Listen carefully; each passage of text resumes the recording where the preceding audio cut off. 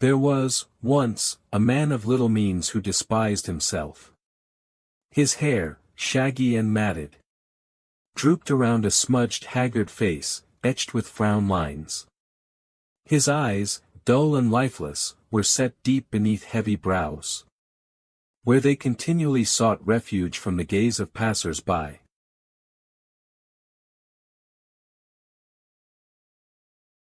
His shoulders slumped, not from physical deformity, but from neglect. From self-pity. From the weight of self-worthlessness, he had piled upon them. His clothing conformed to the rest of him. Dirty, ill-fitting, tattered, and to be truthful, somewhat odorous. This man, old beyond his years, had shaped himself in the image of his self-perception. He was a burden to society. He was a burden to himself.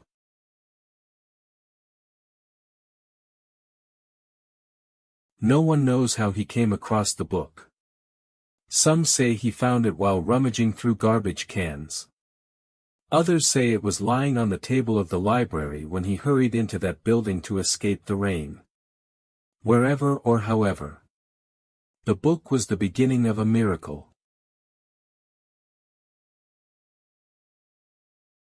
It was about an ancient king. A good king. It told about his bravery and courage in the face of adversity, and his kindness and compassion to those who were less fortunate. It described his perseverance and steadfastness.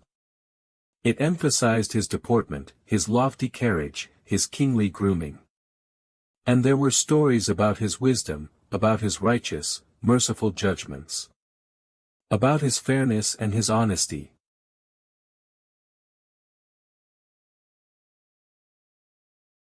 In fact, it was a rather simple book. One that had been read by most school children.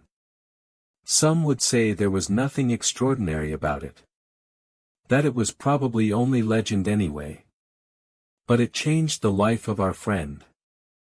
As he was reading through it, his mind seemed to reach back, to an event long since forgotten.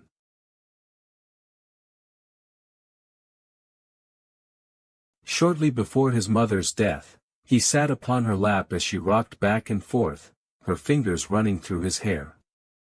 She was telling him a story about kings and queens. About castles and princes and princesses. Then she stopped. "Son, did you know that we came from kings? Way back, a long, long time ago. You are descended from a king. Don't ever forget that, son. Don't ever forget that."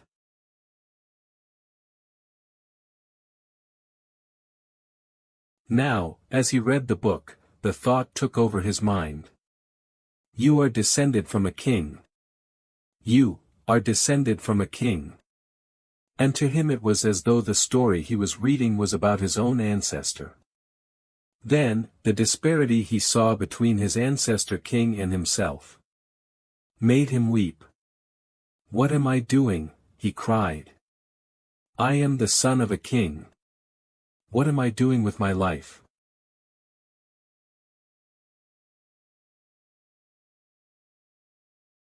The change was almost instantaneous. His hair was washed and trimmed. His clothes were cleaned.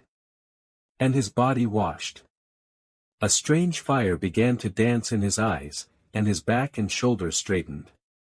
He greeted people as he walked down the street. And he smiled. He smiled a lot.